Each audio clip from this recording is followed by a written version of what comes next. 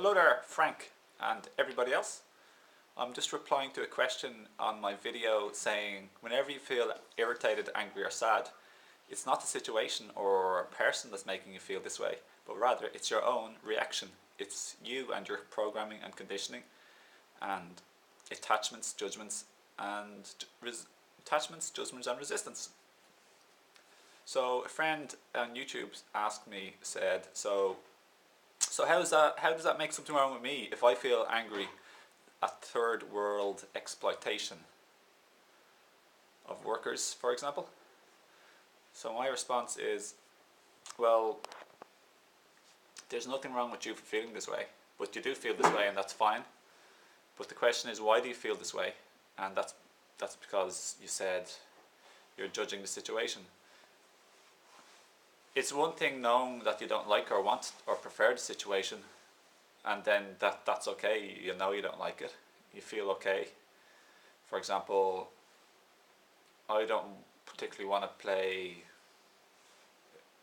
Scrabble at the moment or this evening.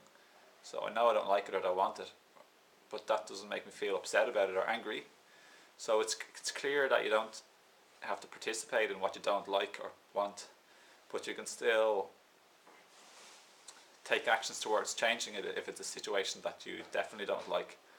For example, the animal exploitation, cruelty, business and industry that hurts, exploits humans, inflicts terrible suffering upon beautiful, helpless, innocent, defenseless animals whom are very much like our children. I think we should protect, rise up as conscious beings who are aware and peaceful and loving, and protect them, much like an innocent child being abused. That's what's happening to the beautiful animals. We don't need meat. It's actually hurtful and cancer causing and every disease causing to us because it causes acidity and congestion and inner dirt. So I don't get angry about this anymore, even though I used to be upset about it. Because I was blaming, when you're upset and annoyed and angry, etc., it clouds your perception and your emotions. It makes you not think properly. You see things unclearly. You're not empathizing, you don't have an open mind anymore or an open heart. You're too busy judging and attacking and blaming and pointing your finger. You're busy judging and attacking and blaming and criticizing and condemning everybody else. But what about trying to understand the other people and have an open mind and an open heart towards them? For example, I now know that the people who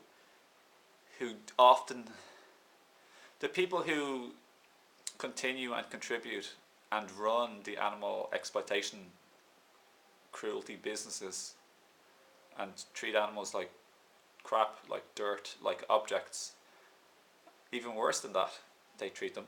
And this is also affecting humans, and it's also destroying and polluting and contaminating our waterways of the world, our seas, oceans, rivers, lakes and streams, our tap water.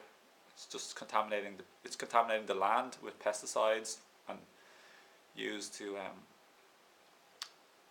spray the crops that are used to feed the animals. It's chopping down beautiful native rainforests to make room to grow crops to feed the animals. It's destroying the air with tremendous pollution and fossil fuel usage because it's so energy inefficient. They say the number one thing you can do for the global warming and the environment is to become vegetarian because of the extensive fossil fuel usage and the coal burning and everything. But before I was angry at these people, full of judgment and self-righteousness and going around with a big attitude, having a closed heart and a big attitude and meanness towards people who weren't thinking or acting the way I was. Hi. Sally.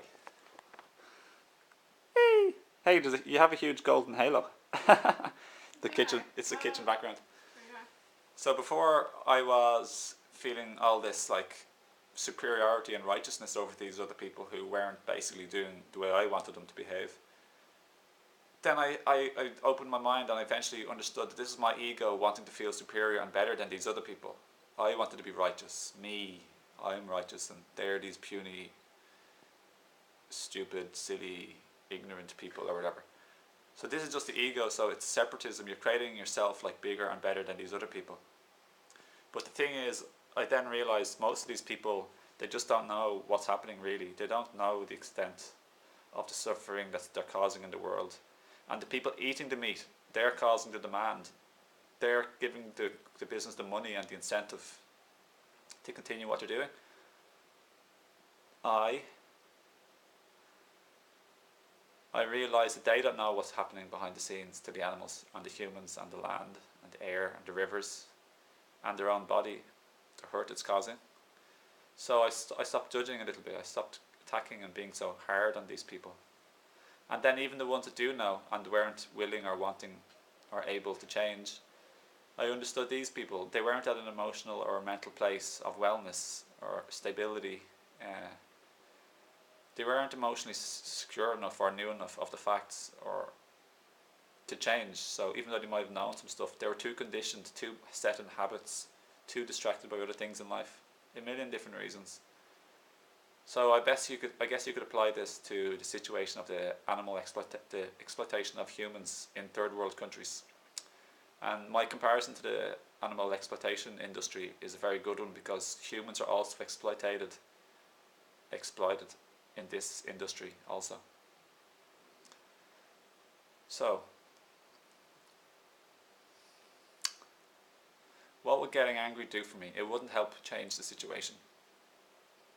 If I can see clearly and level-headed and feel good about myself and feel good about other people, then I'd be able to contact them and make contact with them and communicate with them in a more civil, friendly way, which doesn't lead to war and violence and attack and arguments and people totally closing up to the other people's point of view. So you're never going to get anywhere in changing the world with such angry thoughts and violence and closed-mindedness.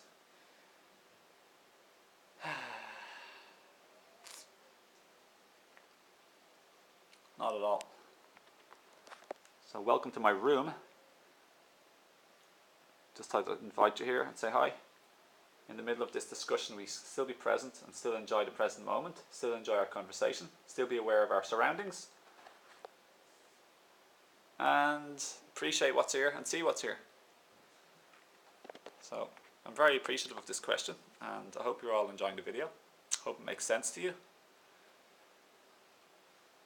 Finally, when you live in a place of non-attachment and non-resistance and non-judgment, and you're familiar and aware, expanded awareness of this present moment, and you're not agitated anymore, your well-being isn't determined by other people. Your happiness and feeling good in life doesn't depend on what other people are doing or not doing. It doesn't depend on the external situation. So it's fantastic. You're full of freedom. You're able to enjoy life, celebrate, include other people, and just enjoy life and be happy and content. You're not spreading stress everywhere because of your level of awareness, your level of consciousness, taking responsibility for your own emotions. So there's nothing wrong with feeling angry, but do you want to feel angry? If you don't want to feel angry, then look at yourself and change yourself and stop contributing then to negativity and stress and hurt, commotion, drama and conflict in your own environment with your own relationships in your life, friends, family, colleagues, workmates.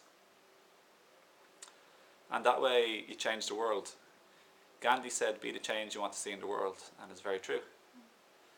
So you change yourself first, and then as you feel better and different on the inside, then you can change the world in a really, really clear and effective way without contributing to endless conflict in the meantime. So I think that more or less answers your question, Frank. So feel free to keep asking questions, enjoying the videos, thinking about this. And everybody else, feel free to leave your comments, your thoughts, ask any questions if you feel like it. Like the video, give it a thumbs up, share the videos with your friends and family if you like, and subscribe for future videos. Thanks for watching. Thanks for joining me in my living room with everybody here. The door, Sally. Hi Sally. And lovely green juice, apple, celery, cucumber and lemon. Has a nice tang to it, a nice twist. And have a delicious, delightful now always. Much love, friends. Bye.